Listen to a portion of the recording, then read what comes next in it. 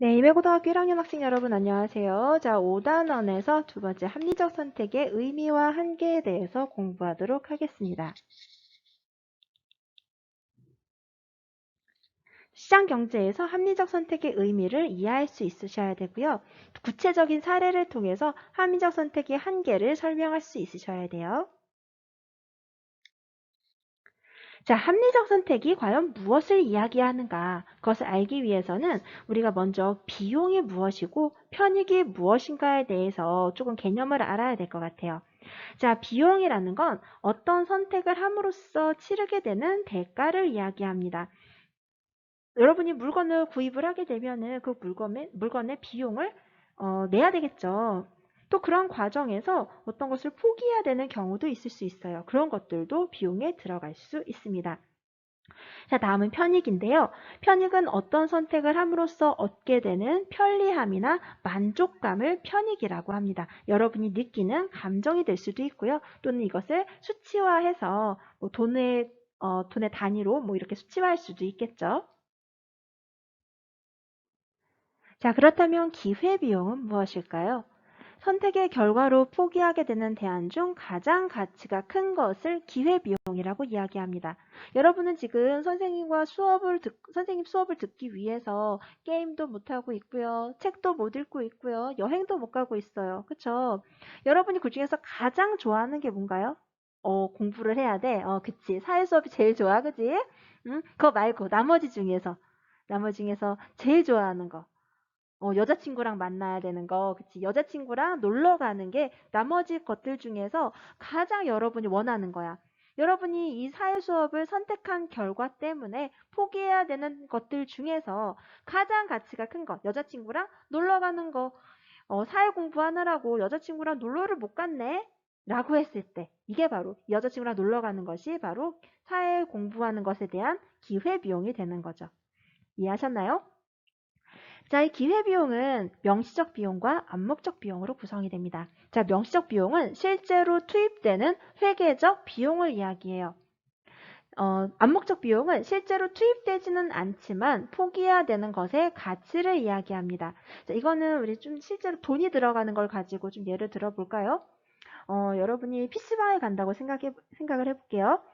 요즘에 PC방 1시간에 얼마씩 하나요? 한 5,000원 하나? 그래서 요즘 PC방을 안 가가지고 정확히 금액을 몰라.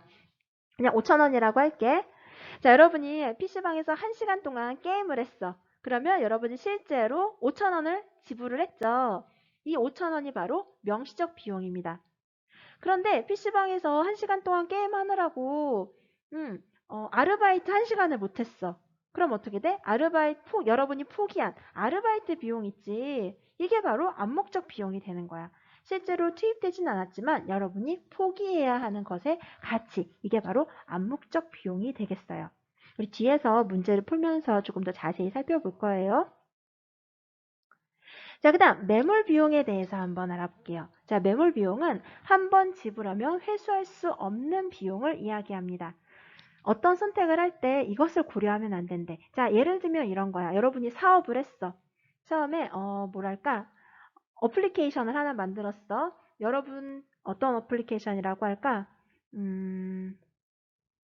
뭐 할까?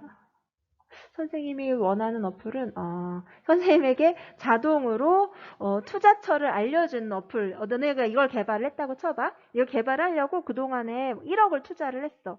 근데 아무리 투자를 해도 이 어플이 완성이 안 되는 거야. 그리고 앞으로 봤어도 이거 완성하기가 어려워. 한 10억 들어야지 완성이 될까 말까 하는데 거기를 그로 인해서 얻을 수 있는 이익은 뭐 2억밖에 안 돼. 그렇다면 지금까지 들어간 1억이 아까워서 이것을 포기를 못하고 10억을 더 쓴다? 그랬을 땐 손해가 더 커지게 되겠죠. 음, 그래서 이 매몰 비용은 이미 회수할 수 없는 비용이기 때문에 여러분이 선택을 할 때 이 매몰 비용을 고려하면 안 되는 거예요. 그게 바로 합리적인 선택이라고 볼 수가 있는 거야. 우리가 이제 도박판에서 사람들이 매몰 비용 때문에 오류에 많이 빠지죠. 내가 지금 본전이 10,000원인데 이 10,000원을 찾으려면 도박을 더 해야 돼. 이 매몰 비용을 자꾸 생각해. 본전 생각을 하다 보니까 점점 더 많은 돈을 잃게 되죠. 자, 여러분 합리 선택을 하실 때에는 매몰 비용을 고려하시면 안 되는 거예요. 알겠죠? 자, 편익. 어떤 선택을 함으로써 얻게 되는 편리함이나 만족감. 앞에서 선생님이 말씀드렸었는데 여러분이 느끼는 편리함이나 만족감. 이것은 여기에서는 그냥 주관적인 뭐 편리함, 만족감 이렇게 되어 있지만 우리가 문제를 풀 때에는 편익까지도 수치화해서 드릴 거예요. 그래서 그렇게 계산을 해보는 연습을 하시면 되겠습니다. 자, 우리 교과서 132쪽에 알아볼까요? 기회비용과 합리적 선택에 대한 내용이 나와 있습니다. 잠깐 영상을 멈추고 읽어보시기 바랍니다.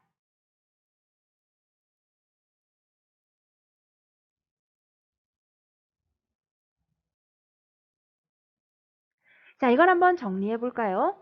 자, 2시간 동안 뷔페 식당에 갈지 아니면 2시간 동안 아르바이트를 할지 고민을 하고 있죠. 자, 이 A가 뷔페 식당에 가게 되면 식사비 10,000원을 지출을 해야 돼요. 그쵸? 이 식당에 가지 않고 아르바이트를 하게 된다면 2시간 동안 20,000원을 벌 수가 있대요. 자, A는 고민 끝에 식당에 가기로 결정을 했다고 합니다. 자, 그렇다면 이 시점에서 우리가 한번 계산을 한번 해볼 수 있겠네요. 자, A가 뷔페 식당에 갈 경우에 기회비용 어떻게 계산할 수 있을까요? 네, 명시적 비용과 암묵적 비용을 가지고 계산을 해볼 수가 있을 것 같아요. 자, 먼저 명시적 비용. 명시적 비용이 뭐였어요? 실제 지불한 금액이 바로 명시적 비용이었어요. 자, 뷔페 식당이 얼마였죠? 식사비 10,000원을 지출해야 된대요. 자, 결국 이 10,000원이 명시적 비용에 해당이 될 겁니다. 자, 이 A가 식당에 가기 위해서 무엇을 포기했죠?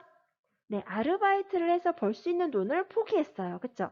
이 포기한 게 바로 암묵적 비용에 해당이 되죠. 자, 2시간 동안 얼마 벌 수 있었죠? 2시간 동안 20,000원을 벌 수 있었대요. 그래서 암묵적 비용은 20,000원이 되겠죠. 자, 기회비용은 어떻게 구했어요? 기회비용은 명시적 비용 더하기 암묵적 비용이었죠. 자, 명시적 비용은 10,000원, 암묵적 비용은 20,000원. 그랬기 때문에 기회비용은 30,000원이 되겠네요. 네, 별로 어렵지 않았죠? 자, 우리 여기에서 뷔페 식당에서의 매몰 비용도 알아볼 수가 있겠네요. 자, 매몰 비용은 얼마일까요? 내가 이미 내버렸어. 그치? 바로 식사 비용 10,000원이 매몰 비용이 되겠습니다. 이미 10,000원 내버렸기 때문에 이걸 다시 뭐지? 돌려받을 수 없어요. 그쵸? 자, 그런데 이 10,000원이 아까워서 배가 터지려고 하는데도 막 더 먹고 더 먹고 하는 건 합리적인 선택이라고 볼 수가 없겠죠. 그쵸? 누군가는 선생님한테 그렇게 얘기하더라고. 저 너무 아까워서, 이거 음식 남은 거 아까워서 더 먹고 싶어요. 막 얘기하니까, 아이고, 종이 쳤네. 먹어서 얻은 살을 빼기 위해서 더 많은 돈을 써야 되기 때문에 이 남은 건 안 먹는 게 이익이래. 생각해보니까 또 그래, 그치? 어차피 매몰 비용이기도 하고 그 먹은 만큼 나중에 살 빼려면 돈이 더 들 수도 있어, 그죠? 자, 뷔페 식당에서 우리 매몰 비용 과감하게 포기합시다. 알겠지? 합리적인 선택을 합시다. 네, 보충 자료 한번 살펴보도록 할게요. 자, 여러분에게 돈이 있을 때, 여유 자금이 있을 때 국제를 살 수도 있고요. 친구에게 빌려줄 수도 있고 정기 예금에 들 수도 있겠죠. 자, 여러분이 어떤 것들을 선택하느냐는 사실 어떤 게 가장 편익이 큰가에 따라서 그러니까 여러분의 만족감이나 아니면 기타 다른 편리함 이런 편익에 따라서 달라질 수가 있어요. 여기에서는 우리 일단 기회비용은 알아볼 수 있겠죠. 여러분이 국채를 샀을 때 기회비용은 어떻게 될까요? 일단 명시적 비용은 똑같아요. 그쵸? 여러분이 가지고 있는 자금은 똑같으니까. 자, 국채를 샀을 때 여러분의 기회비용은 자, 여러분이 그래서 포기하게 되는 것 중에 가장 가치가 큰 거죠. 그게 바로 기회비용이었죠. 그럼 국채를 샀을 때 기회비용은 정기예금에 들었을 때 연이자 12만 원이 기회비용이 될 거예요. 그쵸? 연이자 12만 원이 기회비용이 되겠죠. 자, 친구에게 빌려줬을 때의 기회비용은 어떻게 될까요? 이때도 마찬가지야. 그치? 연이자 12만 원이 기회비용이 될 거예요. 자, 그렇다면 정기예금에 들었을 때 기회비용은 어떻게 될까요? 정기예금에 들었을 때.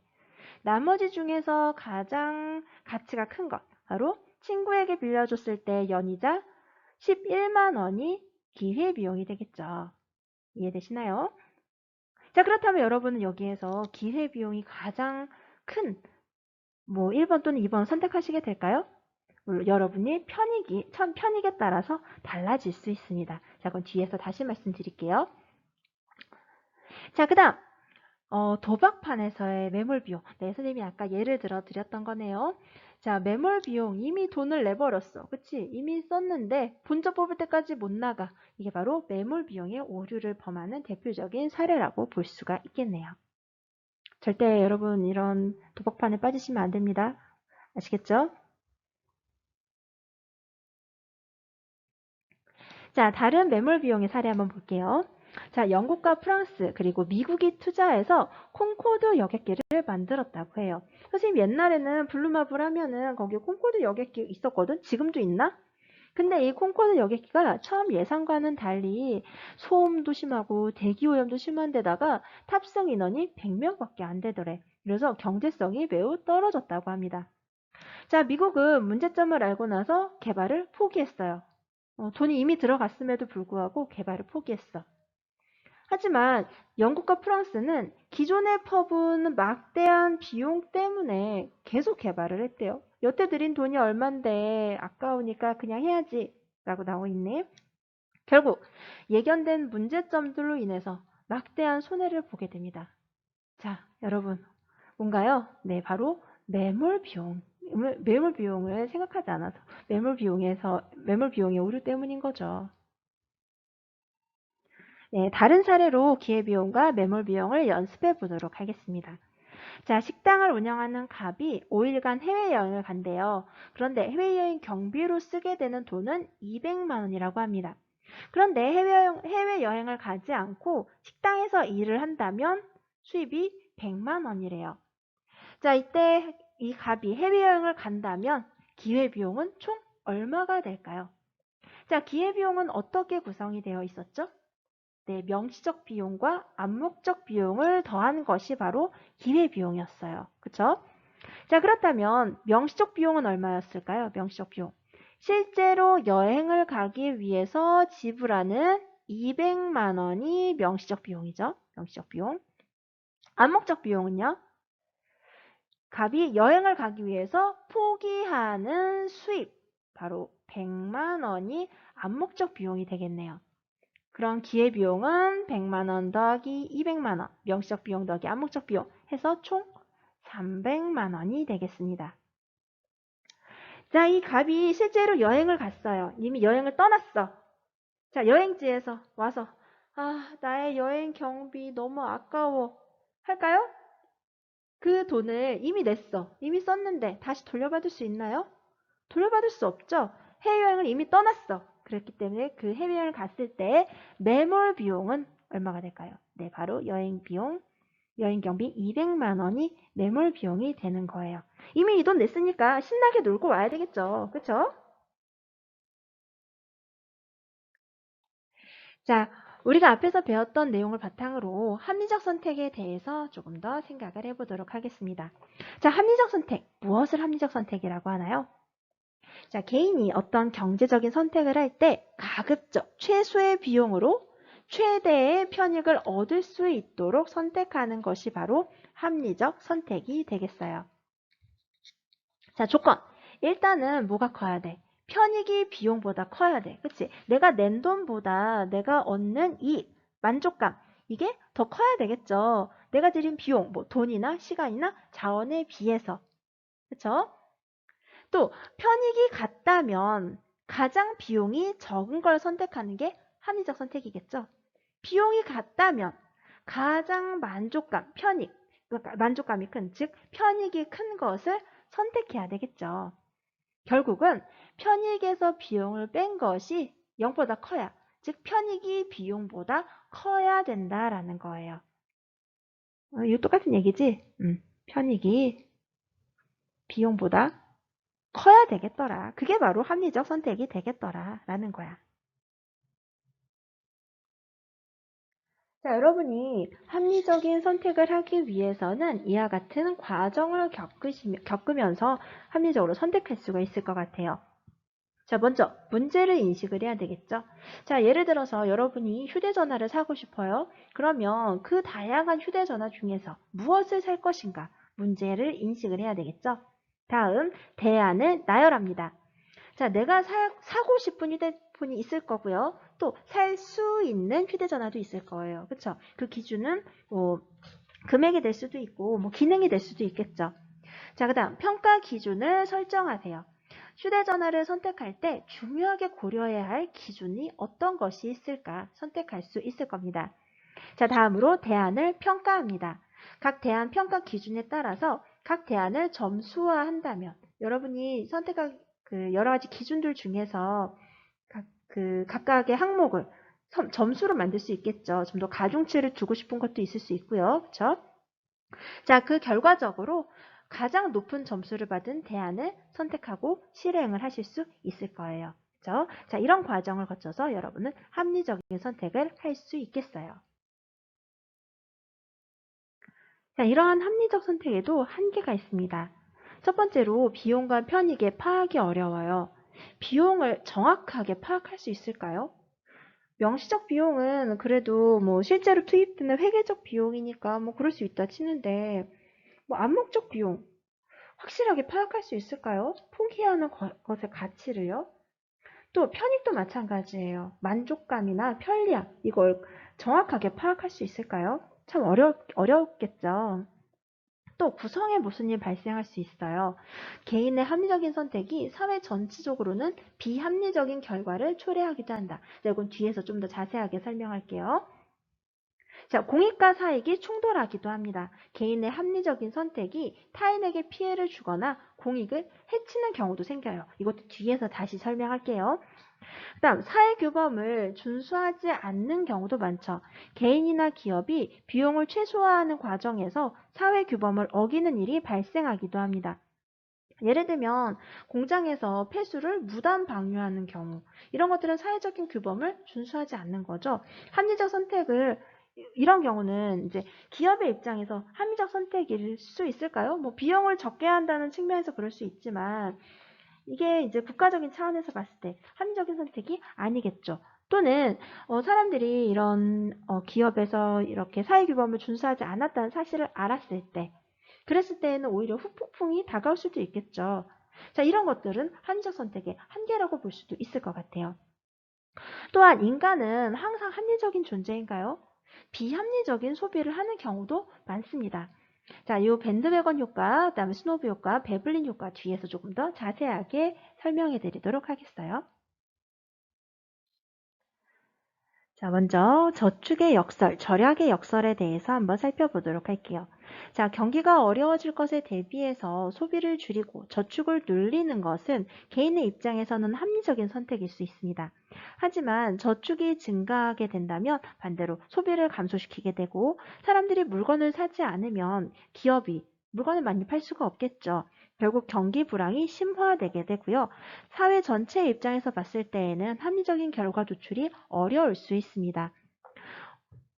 결국 이제 개개인이 합리적인 선택을 하더라도 사회 전체적으로 봤을 때에는 비합리적인 결과가 초래될 수 있다라는 거예요.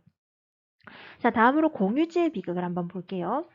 자, 공유지, 공동으로 사용하는 땅을 이야기합니다. 공유지나 공유 자원의 경우에 소비가 제한되지 않는 경우가 많죠.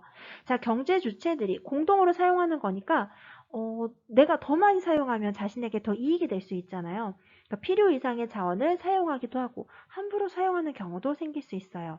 이런 경우에 개별 경제 주체들은 자신의 이익을 위해서 자기 이익을 추구하기 위해서 공유지를 많이 사용을 하게 되는 건데, 그런데 이런 행위가 결국은 다른 경제 주체의 이익을 저해할 수도 있다는 겁니다. 자, 사례로 목초지에서 나타나는 공유지의 비극 사례를 한번 살펴볼게요. 자, 소를 키워서 생계를 꾸려나가는 마을이 있었대요. 그 뒤에는 목초지가 있는데 마을 사람들이라면 누구든지 돈을 내지 않고 이 목초지를 사용을 할 수 있는 공유지였어요. 자, 사람들은 목초지를 공짜로 이용할 수 있으니까 자기가 키우는 소의 수를 늘리게 되겠죠. 더 많은 풀을 먹게 될 겁니다. 결국 많은 소들이 이 풀을 전부 다 먹어치우게 된다면 이 공주는 어떻게 될까요? 이 목초지가 결국은 황무지가 되고 말 거예요. 그렇죠? 자, 이렇게 공유주에 대한 개인의 이익을 우선시하는 이런 이기적인 성향이 공유주의 파괴를 야기하게 되고 결국 개인의 선의 파괴에 의해서 다른 사람들의 이익도 파괴되는 그런 결과가 초래될 수 있다라는 겁니다. 자, 다음으로 밴드웨건 효과와 스노브 효과, 그리고 배블런 효과에 대해서 조금 더 자세히 살펴보도록 하겠습니다. 자, 밴드웨건. 어떤 걸 밴드웨건이라고 이야기를 하는지 아시나요? 뭐 서커스나 아니면 이제 정치 집회 이럴 때 맨 앞에서 밴드를 태우고 다니면서 분위기를 유도하는 자동차를 밴드웨건이라고 부른다고 해요. 자, 그런데 사람들은 어때요? 이런 밴드웨건을 보면서 멋지다 하고 걔네들을 보고 따라갈 수도 있죠. 결국 이런 멋있어 보이는 어떤 유행이라든지 아니 이런 것들에 적극적으로 동참하고자 하는 심리가 소비 행위로 나타나는 현상을 밴드웨건 효과 또는 편승 효과라고 이야기를 합니다. 유행에 따라서 상품을 구입하는 소비 현상이죠. 이것은 친구 따라 강남 간다라는 속담처럼 자기의 스스로의 어떤 기호나 자기의 만족감, 어떤 주관 이런 것보다는 그냥 단순히 또래 친구들이나 아니면 모임, 아니면 유행 이런 것들을 따라하는 것을 바로 밴드웨건 효과라고 이야기를 하는 거죠. 자, 다음 스노브 효과 한번 볼까요? 자, 스노브 효과는 속물 효과라고도 이야기하는데요. 이 아까 살펴봤던 편승 효과, 밴드웨건 효과는 정반대의 현상이에요. 남들이랑 똑같은 유행? 나는 특별해. 나는 남들이랑 똑같은 건 싫어. 하는 게 바로 이 스노브 효과라고 볼 수가 있어요. 사람들이 물건을 살 때 특별한 물건을 구매하려는 현상, 다른 사람들과는 다른 어떤 특이한 것을 구매하고자 하는 것이 바로 스노브 효과입니다. 사람들이 한정판을 구입을 하거나 아니면 좀 다른 사람들이 잘 사지 못하는 어떤 고가의 명품 이런 것들을 사고자 하는 것들이 남들과 다른 어떤 나만의 것 이런 속물 효과라고 볼 수가 있을 것 같아요. 자, 밴드웨건 효과와 스노브 효과를 비교한 그림이네요. 자, 다음으로 배블런 효과 한번 보도록 할게요. 자, 배블런 효과는 미국의 사회학자 배블런이 유한계급론이라는 저서에 쓴 내용인데요. 물려받은 아주 막대한 재산을 가지고 그냥 소비에만 치중하는 그런 사람들을 유한계급으로 분류를 했어요. 그래서 이 사람들은 한가롭고 비생산적인 상류계급이라고 이렇게 구분을 했네요. 자, 다른 사람들의 존경과 복종을 유도하기 위해서 과시적인 소비를 함으로써 자신이 가진 재산의 정도를 드러낸다고 합니다. 자, 과시하기 위해서 소비하는 거죠. 자, 어떤 뭐 고급 자동차 아니면 명품 가방 이런 것들은 가격이 올라도 수령이 줄어들지 않고 오히려 증가하는 경향이 나타나기도 한다고 합니다.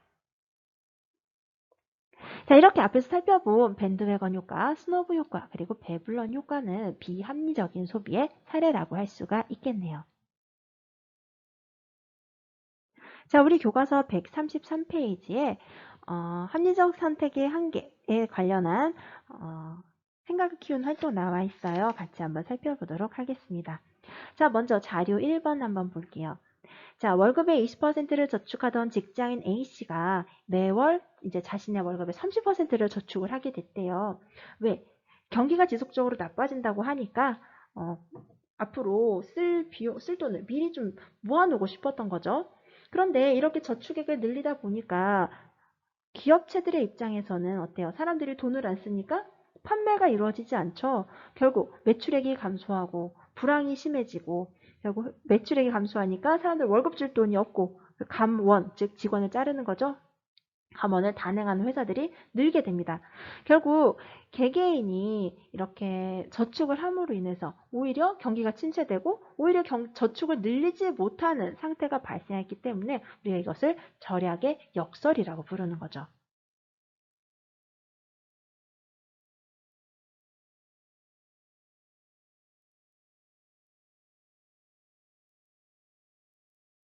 자, 다음 자료 2번 한번 보겠습니다.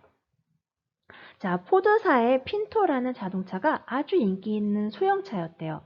그런데 뒤에서 다른 차가 들이받을 경우에 쉽게 폭발할 수 있는 그런 설계상의 결함이 있었다고 합니다. 이로 인해서 많은 사람들이 사망하고 부상을 입었대. 그런데 이걸 회사가 알고 있었대요.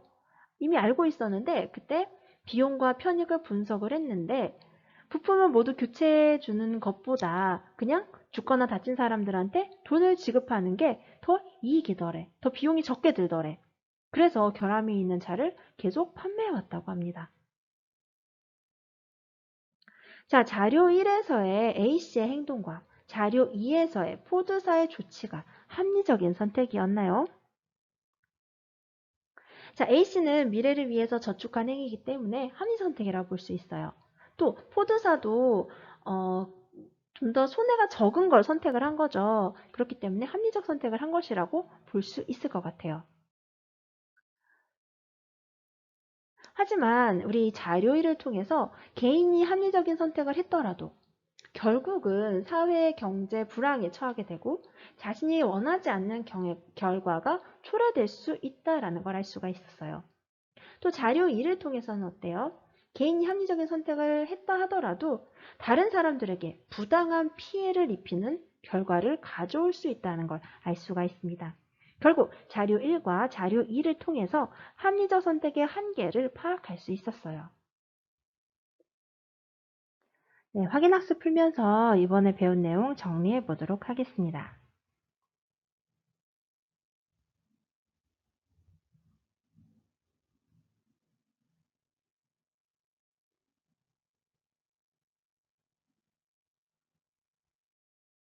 네, 오늘 내용 여기까지 마치겠습니다. 여러분 수고하셨어요.